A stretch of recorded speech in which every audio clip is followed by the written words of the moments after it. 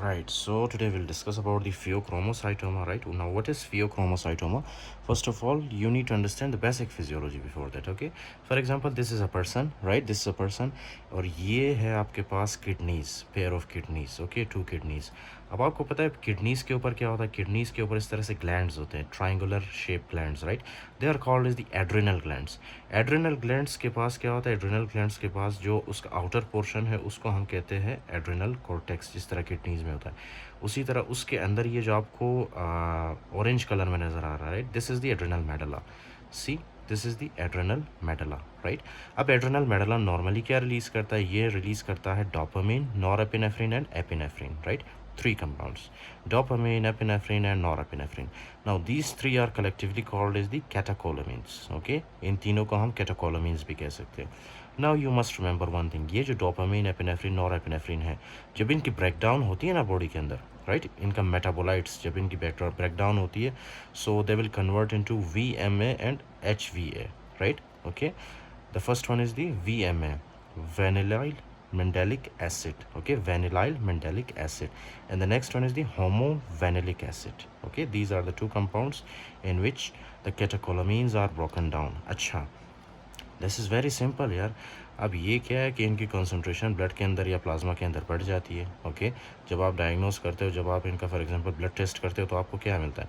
VMA and HVA, ये आपको raise मिलता है इनके ब्लड के अंदर. द नेक्स्ट थिंग, ये जो VMA एंड HVA है, ये क्या होता है? आपको जाहिर सी बात है, आपको पता है कि हमारे ब्लड के अंदर जो कंपाउंड्स होते हैं ना, वो फिल्टर होते हैं हमारे किडनीज़ में, हमारे नेफ्रॉन में, राइट. तो इस तरह से ये जो कंपाउंड्स है ये आते हैं हमारे नेफ्रॉन के अंदर. Okay, right. क्या नाम है इसका? Vanillyl mandelic acid and homovanillic acid, right, homovanillic acid. अब ये दोनों जब आते हैं नेफ्रॉन के अंदर, जाहिर सी बात है ये नेफ्रॉन से जाते हैं कलेक्टिंग डक्ट में, राइट. कलेक्टिंग डक्ट से ये जाते हैं हमारे यूरिन के अंदर. ओके, तो ये जो पेशेंट्स होते हैं इनका जब आप यूरिन चेक करते हो, राइट, यूरिन के अंदर आपको क्या मिलता है? एक तो वेनिलाइल मेंडेलिक एसिड और दूसरा है homovanillic acid. Okay, these two compounds will be raised inside the urine of the patient, right. एक तो यूरिन में आपको ज़्यादा मिलता है और दूसरा प्लाज्मा के अंदर जब आप चेक करते हो, राइट. तो ये दो जगह में आपको ये दो कंपाउंड्स मेटाबोलाइट्स ऑफ कैटेकोलामीन्स आपको रेज्ड मिलता है. Now you must late me explain for you, okay, कि ये जो डोपामिन या कैटेकोलामीन्स है, ये कैटेकोलामीन्स स्पेशली ये जो एपिनेफ्रिन है, राइट, ये क्या करता है? ये कैटेकोलामीन्स जब जाता है हमारे ब्रेन के ऊपर, ब्रेन के ऊपर आपको पता है क्या होता है? ब्रेन के अंदर होता है हाइपोथैलेमस, राइट. यहाँ पे ये this is your brain, okay, this is cerebrum, ये है सेरिबेलम, ये स्पाइनल कोड, ये है मेडला, ओके, ये है पोन्स.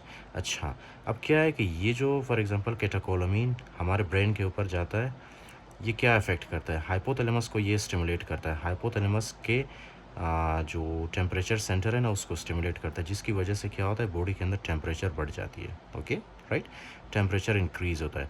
टेम्परेचर इंक्रीज़ होने की वजह से पेशेंट में क्या आपको देखने को मिलेगा? There will be diaphoresis, okay, या इन अदर वर्ड्स आप कह सकते हो कि perspiration. Do you know the meaning of perspiration? Perspiration का मतलब है पसीना आना. Okay, sweating, sweating is called as the perspiration, right. अच्छा, इंक्लूडिंग दैट ये जो एपिनेफ्रिन है, इसके रिसेप्टर्स कहाँ पे होते हैं? इसके रिसेप्टर्स होते हैं हमारे हार्ट पे. ओके, उन रिसेप्टर्स का नाम क्या है? Beta 1 receptors. Okay, beta 1 receptors. तो ये जाते हैं, ये कैटेकोलामीन्स जाते हैं हमारे बीटा 1 रिसेप्टर्स ऑफ हार्ट के ऊपर एक्ट करते हैं और बीटा 1 रिसेप्टर्स को स्टिमुलेट करते हैं. जैसे ही बीटा 1 रिसेप्टर स्टिमुलेट होता है ना, उससे क्या होता है? आपका हार्ट रेट बढ़ जाता है. ओके, हार्ट रेट जब बढ़ता है उसको हम क्या कहते हैं? Palpitation. Okay, palpitation, right, palpitation कहते हैं उसको. फाइन. अच्छा, उसके बाद यही कैटेकोलामीन्स क्या करता है? Listen very carefully. ओके, आपका ये ब्लड वेसल है, ये ब्लड वेसल है. ब्लड वेसल के अंदर क्या होता है? ब्लड वेसल के ऊपर बल्कि, राइट, क्या होता है? इस तरह से होता है हमारे पास अल्फ़ा 1 रिसेप्टर्स. ओके, एंड ये जो रिसेप्टर आपको नज़र आ रहा है, this is the beta 2 receptors. Okay, तो ये कैटेकोलामीन्स क्या करता है? This catecholamine will go and this will stimulate the alpha 1 receptor. Now this alpha 1 receptor is very very important. Why? Because जैसे ही कैटेकोलामीन इसके साथ बाइंड करता है ना, तो यहाँ पे आपके ब्लड वेसल्स में क्या होता है? वेजोकॉन्स्ट्रिक्शन होता है. अगर आपने अल्फ़ा 1 रिसेप्टर को स्टिमुलेट किया, so that will lead to vasoconstriction. Okay, vasoconstriction. Now this is very simple यार. जब वेजोकॉन्स्ट्रिक्शन होता है तो क्या होता है? सिस्टेमिक वास्कुलर रेजिस्टेंस बढ़ जाता है, उसकी वजह से जो है आपका ब्लड प्रेशर या BP बढ़ जाता है. Okay fine.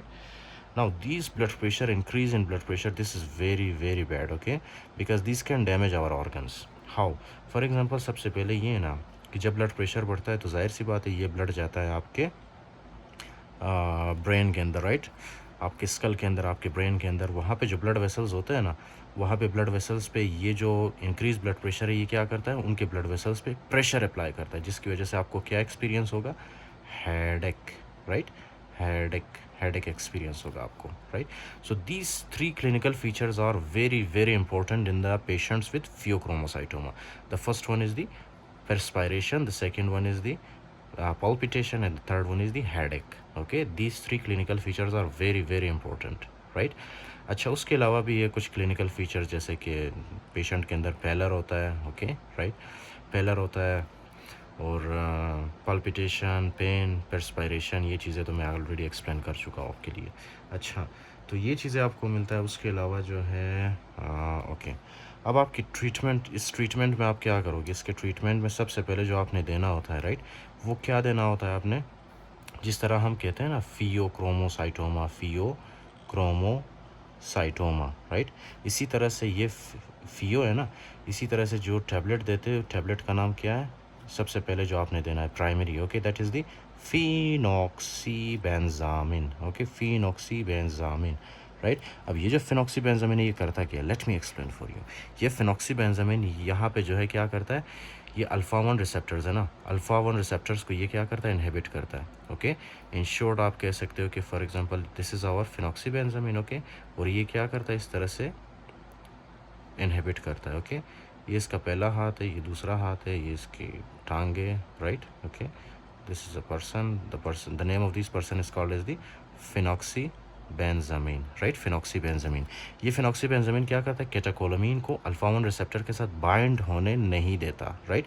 जब केटाकोलामीन अल्फ़ा 1 रिसेप्टर के साथ बाइंड नहीं होगा तो जाहिर सी बात है अल्फ़ा 1 रिसेप्टर स्टिमुलेट नहीं होंगे, जिसकी वजह से वेसोकॉन्स्ट्रिक्शन नहीं होगा, ब्लड प्रेशर नहीं बढ़ेगा, हेडेक नहीं होगा पेशेंट को, सिंपल, ओके, राइट.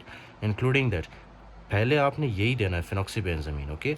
उसके बाद आपने देना है पेशेंट को क्या चीज़, आपने देना है पेशेंट को beta blocker, right, beta blocker देना है. फिर ये जो बीटा ब्लॉकर है ये क्या करता है, ये बीटा ब्लॉकर जिस तरह से ये हमारे पास फिनॉक्सीबेंजामिन काम कर रहा था, इसी तरह से बीटा ब्लॉकर काम करता है, राइट. ये क्या करता है, ये यहाँ पे जाके अपने एक हाथ के साथ इनहिबिट करता है, ओके. ये इसका एक हाथ, ये इसकी टांगे, राइट. अपने एक हाथ के साथ ये क्या करता है, बीटा ब्लॉकर, ये केटाकोलामीन को बीटा 1 रिसेप्टर के साथ बाइंड होने नहीं देता, जिसकी वजह से जब बीटा 1 रिसेप्टर स्टिमुलेट नहीं होंगे तो palpitation भी नहीं होगा, हार्ट रेट भी नहीं बढ़ेगा, okay. So this is how we treat these patients. First of all, we give these patients phenoxybenzamine. The second drug that we give, that is the beta blocker, to reduce the heart rate in these patients, okay, fine. So this is about the pheochromocytoma. Diagnosis में आपने क्या करना है, आपको एक तो serum के अंदर, प्लाज्मा के अंदर आपको क्या मिलेगा, VMA एंड HVA आपको रेज मिलेगा. दूसरा यूरिन के अंदर आपको VMA एंड HVA रेज मिलेगा, right. So these will help in the diagnosis of the pheochromocytoma. And including that, आप जब आपके पास पेशेंट आता है आप कुछ क्लिनिकल फीचर्स भी देखते हो, जैसे कि डायफोरेसिस या परस्पायरेशन होता है पेशेंट को, पाल्पिटेशन होता है, राइट. एंड उसके अलावा हेडेक होता है. पाल्पिटेशन क्या है, पाल्पिटेशन जो है for example unpleasant awareness of your own heart beat, okay, that is called as the palpitation, okay. क्या है कि पेशेंट को जो है अपना हार्ट बीट जो है ना वो फील होता है, okay. This is very very dangerous condition, palpitation. You need to treat this immediately, okay, with the help of the beta blocker.